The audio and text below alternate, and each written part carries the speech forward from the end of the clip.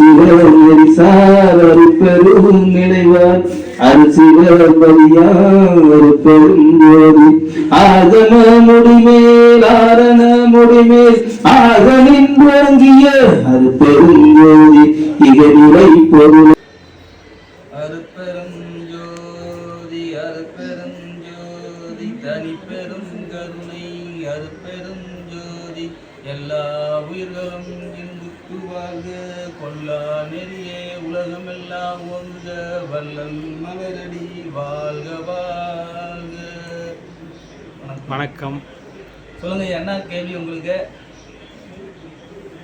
மதங்களை வள்ளலார் ஏன் கைவிட்டார்? வள்ளலார் மதங்களை ஏன் கைவிட்டார்? நல்ல கேள்வி. இதுக்கு உங்களுக்கு டக்குன்னு புரியணும்னா ஒரு 600-700 ஆண்டுகள் பேக்கில் போகணும். ராமநேஞ்சர்கிட்ட அவர் குரு ஞானம் அடையிறதுக்கு ஒரு மந்திரத்தை சொல்றார். யார்? ராமானுஜர்கிட்ட அவருடைய குரு. இதை வெளியில யாருக்கும் சொல்லக்கூடாது அப்படின்னு சொல்லிட்டு அந்த மந்திரத்தை சொல்றாங்க. அப்புறம் இவர் என்ன பண்ணிட்டாரு, யாருக்கிட்டையும் சொல்லக்கூடாதுங்க மந்திரத்தை, எல்லாத்தையும் கூப்பிட்டு வச்சுட்டு அவர் என்ன குரு சொல்லி கொடுத்தாரோ அந்த மந்திரத்தை வெளிப்படையாக சொல்லிவிடுறாரு. அப்புறம் உங்கள் குரு என்ன சொன்னார், யார்கிட்டையும் சொல்லக்கூடாதானே சொன்னார், நீங்கள் ஏன் எல்லாருக்கையும் சொல்லியிருந்தீங்க, உங்கள் தலை வெடிச்சிடுமே இப்போ அப்படின்னா. அதுக்கு ராமராஜர் பதில் சொன்னாராம், போனால் நான் ஒருத்தன் தானே போகிறேன், மீதி எல்லாம் பொழிச்சுக்குவாங்கல்ல, அது தைரியமாக அவர் எல்லாம் ஞானம் அடைக்கிறது. ஓ நம்ம நாராயணம் மரம் தான் ஞானம் அடைக்கணும் சொன்னார். இப்போ வள்ளலார் ஏன் அதுனா, கல்வி இப்போலாம் கற்றுக்கிட்டாங்கன்னு இப்போ 70% 80%. ஆதியில் எப்படி இருக்குன்னு கல்வின்னு தெரியாது, பிரிட்டிஷ் ஆட்சியில் காலத்தில். இப்போ இவர் கடவுள் எப்படி இருக்கா, யாருக்கா, பார்த்தவங்க போனாங்க, யாருமே எதுவுமே சொல்லலை.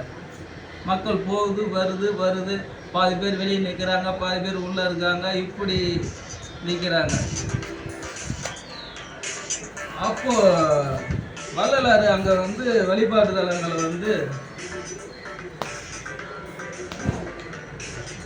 வள்ளலார் வழிபாட்டு தலங்கள் சாக்ரா, ஒரக்கா, சோப்னா, துரியம் இப்படி எல்லாமே வழிபாடு சொல்றாங்க. இவருக்கு ஒண்ணுமே புரியல, வர மக்களுக்கு அது என்னன்னே தெரியல. அதுல இருந்துருங்க இந்த மக்கள்கிட்ட போய் சொல்லாம, இவங்க சொல்றது புரியாம, இவன் படிச்சது ஒன்றும் தெரியாம இப்படி இருக்காங்களே, இதுல இருந்து என்ன பிரயோஜனம்? அதுக்கு அவருக்கு பேரே புரட்சி துறவி, சமூக சீர்திருத்தவாதி. இப்படி அந்த இதுல சமயத்திலும் மதங்களிலிருந்து வெற்றி வெளியும்போது பல இன்னல்களை அவரை அனுபவிக்கிறது. ஏனம் புலால் மறுக்க சொல்றாரு, யாரும் அதை கேட்கல, அதை எதிர்ப்பு. இப்ப வெளியே வந்துட்டார் இல்லையா, வெளியே அவரு மக்களிடம் இப்போ எப்படி இதை கொண்டு சேர்க்கறது, இதவே யாருன்னு யாருக்குமே தெரியல. அப்போதான் இவர் எழுத ஆரம்பிக்கிறார். கிட்டத்தட்ட 6 திரும்ப எழுதுறாரு. 6 திரும்பில முதல் திரும்பில 5வது பாட்டில் எல்லாத்தையும் ஓப்பனாக போட்டு உடச்சிடுறாரு. கருணை இறக்கம், கருணை இறக்கம் இல்லா இடத்துல இறைவனே இருக்க மாட்டாருன்னு முழு அந்த ஒரு பாட்டிலேயே ஞானம் எல்லாமே போட்டு உடச்சிடாரு. இந்த கருணை இறக்கம் அடுத்தது இந்த மதத்தில் சொல்லப்பட்ட இந்த சாக்ரா, ஒரக்கா, சோப்னா, துரியாதீதம் இதெல்லாம் என்னன்னே மக்கள் தெரியாது. ஒவ்வொரு மனிதன் பிறந்த இந்த 3 சாக்ரா, உரக்கா, சோப்னா தெரியலன்னா இறைவன் யாருமே தெரியாது. ஓஞ்சாமி கடவுள் யான் பெருசு, யான் சாமி பெருசு, உங்க சாமி சண்டை போட்டுருக்கான். இந்த விஷயமே யாருக்கும் தெரியாது. இதெல்லாம் சொல்ல மாட்டேங்கிறாருன்னு மட்டும்தான் சாதியும் மதமும் சமயம் பொய்யன் ஆதியில் உணத்தை அற்புதன்னு போட்டு உடைக்கிறார். ஜாதியும் கிடையாது, மதமும் கிடையாது, ஒன்றுமே கிடையாதுடான்ட்டு வெளிப்படையாக பேச ஆரம்பிக்கிறார். இந்த நாளடைவில் எல்லாருக்கும் பரவுது வள்ளலாறு யார் என்னது. ஆனால் இவர் மக்கள்கிட்டையும் பல ஏற்றுக்காத மக்கள் இருக்குது. ஏன்னா ஆதியிலேருந்து ஒரு பழக்கத்தை கொண்டு வந்துட்டு திடீர்னு இப்படி இல்லை அது இல்லை இதுன்னு சொல்லும்போது மகாமந்திரம் சொல்லும் போல கல்லாலே அடிச்சிட்டாங்க வள்ளலாறு. மகாமந்திரத்தை சொல்லி வெளியே கொண்டு வரும்போது கல்லாலே அடிச்சிருந்தாங்க.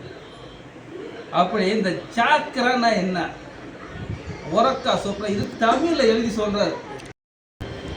இந்த சாக்கரா, உரக்கா, சொப்னா, துரியம் இது என்னங்கிற விஷயத்த வள்ளலாறு தமிழ்ல அலக்கமா கொடுத்துருக்காரு. அடுத்த பதிவுல அடுத்த வாரம் உங்களுக்கு தெளிவா விளக்கம் கொடுக்கிறார். நன்றி, வணக்கம். வணக்கம்.